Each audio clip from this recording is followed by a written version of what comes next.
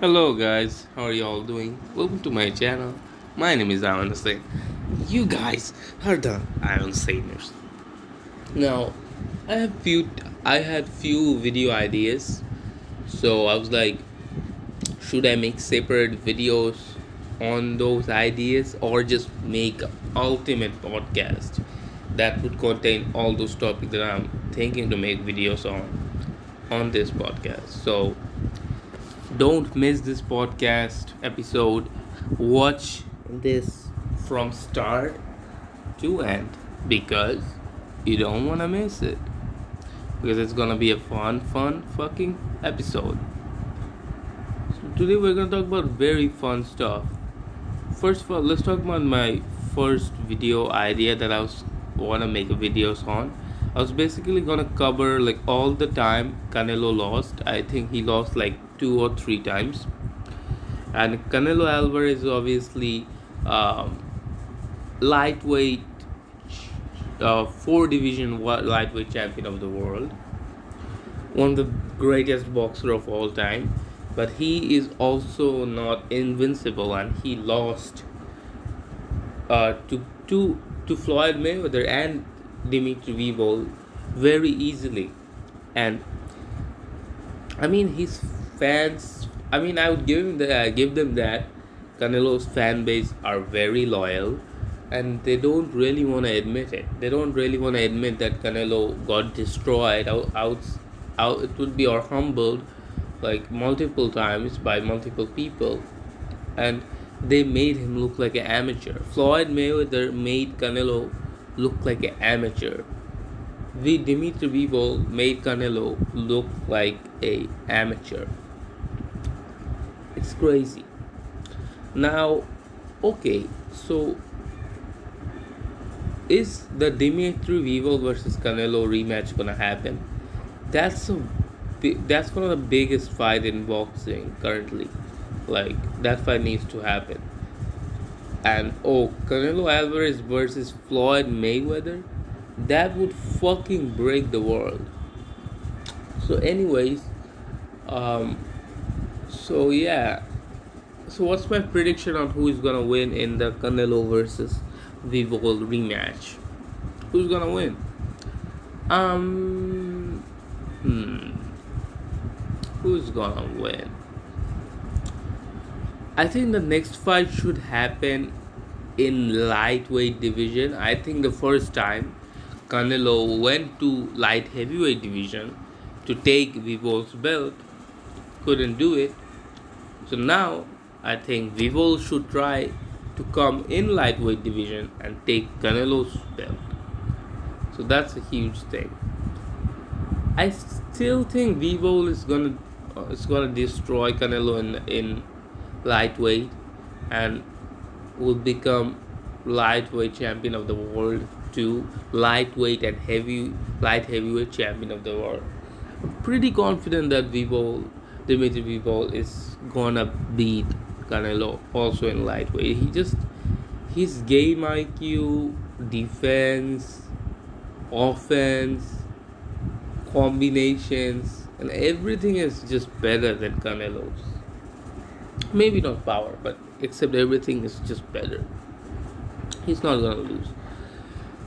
And yeah, so Canelo lost 2 times against Floyd Mayweather and Dimitri Bivol. Floyd Mayweather's defense is just crazy. And the funny excuse that Canelo's fan gives, oh, Canelo was not in his prime, he was 23 years old. Motherfucker. He was a 42 and 0 fighter at 23. He was already world champion fighter in 23. He was he himself said he used to knock out old, like not old but adults, 30-year-old experienced adults in boxing when he was 14 years old. So why you're excusing, like just admit that he got beaten by Floyd Mayweather, and there's not any version of Canelo that can beat Floyd Mayweather. Canelo just can't like beat Floyd's defense and reflex. Not just Canelo, but I don't think anybody can beat. I don't think Vivo can beat Floyd. So Canelo definitely can't beat Floyd. The prime Floyd Mayweather was fucking crazy. One of the greatest boxers of all time. By the way, a lot of people might ima- uh, me might think that I hate Canelo. No, I don't hate Canelo. I have much respect for Canelo. The dude is a legend, as he is a world champion in 4 divisions. But that doesn't mean that he didn't really got his ass beat by multiple people. That happens in boxing. That's not an insult. Like everybody, I myself and everybody would get destroyed by Floyd Mayweather and Dimitri Bivol. These are people are legend, one of the greatest boxers of all time. That's not an insult, but that did happen. And lying about it and saying it didn't happen is not a great look, and not a great look on his fan base. Like constantly like excusing when Canelo loses. It's honestly very annoying. It's extremely annoying. Just admit that the guy you were supporting just got his ass beat. I never I never really give much excuse though. I don't know. When Jake Paul lost to Tommy Fury, I was like, yes, Jake Paul's performance was. I was supporting Jake, and Jake's performance wasn't it. I would still say Jake. If Jake Paul was 100% on that fight on Riyadh that day, he would have been kicking Tommy Fury's ass. Jake Paul is a better boxer than Tommy Fury. That night was a mistake. But I still agree, and I still can't deny the fact that that night Tommy Fury did win that fight. That fight wasn't a draw. Tommy Fury did win that fight, and I am man enough to admit that Tommy Fury did win that fight on that night. But Canelo's fans are not like this. They give so many random stupid excuses. Like just man up and admit that your guy lost or you lost. Don't get me wrong. It take me. I don't want to say Tommy Fury beat Jake Paul, but he did. He did beat Jake Paul in that day or night. But if they fight again, Jake Paul is gonna kick Tommy Fury's ass. Tommy Fury knows that, so that's why he's not doing the rematch thing with Jake Paul, because he knows he'd get his ass beat if he gets in the ring with Jake Paul once again. Jake Paul would piece him up. But that night, Tommy did win. Yes. Uh, Anyways, that's what it. Like I basically want to say, like is really un. Nobody is really unbeatable or untouchable unless you are Bivol or Floyd. You may think you are untouchable, but there are better. Trust me, there are better people than you. That's the whole point of it. Yes. Let's talk about a new phenomenon people are addicted to. In this generation, people are addicted to crime. Like with so much crime documentaries, horror crime documentaries being on Netflix and YouTube and all over streaming platforms, it's sure that we know that there's an audience for that. Nowadays, people treat horror crimes as entertainment, and that's the problem. Like, for example, yesterday at night, my brother was watching like some rape cases story, and he got pissed off and just came off the video. It's sad actually how it must be very scary for a woman. If you're a woman watching this video, I'm really sorry. I am really, really sorry for men and my kind of people that rape you and cause harm to you. Like sometimes I go to my terrace. Like I live in an apartment building, and obviously it's a public terrace. I don't know what is I don't know if you understand what terrace is. Is terrace used in America? I don't know. Terrace is, or it's basically like rooftop. If you don't understand what terrace means. Um, so I was in my terrace, and it's always public, so there are a lot of time a lot of people there. And I went on the terrace, and there was one woman walking on there, and she saw me and literally went off her apartment because, and I just realized, and I was talking, and I was kind of laughing it off. No, I wasn't offended, by the way. Obviously, why would I be offended? I mean, she kind of thought I was a rapist because she was scared of me, but she didn't, like, I think she's smart. I think she's smart. Nowadays, a lot of women are very not self-aware, and they don't like take anything seriously. But if you are a woman, you can be raped. It's very possibility, and definitely if you go outside a lot or you stay outside a lot, because it happens. It's not a myth. Rape is not a myth. The rape culture is not it's not a myth. It's a real culture, and it happens a lot, way more than you think, happening right now. Um, so as a woman, you really need to be careful on that thing because it's a real threat. So I was kind of laughing it off, and I was thinking, like, and I was saying to myself that how terrified women are of men. It's fucking crazy. She literally saw me, and she saw that I was a man, and she went off to her apartment. That's how much women are really terrified. It's fucking crazy. So yeah, guys, I just paused the fucking podcast episode and just went somewhere else, and now I'm back again. Same day, by the way. I'm recording this on the same day. So yeah, I'm gonna finish this shit. So yeah, what can we talk about more, right? I don't know what I was talking about before. I know I was talking about like rape case and dark stuff like that. And that's kind of fixed my mood and kind of makes me sad talking about crimes. So let's change the topic and let's talk about my favorite Jake Paul exes or girlfriend. I don't know. If you don't know, you probably know that I'm a big fan of Jake Paul. I like him a lot. I like Jake a lot. One my favorite YouTube boxer, and today I'm gonna talk about his girlfriends.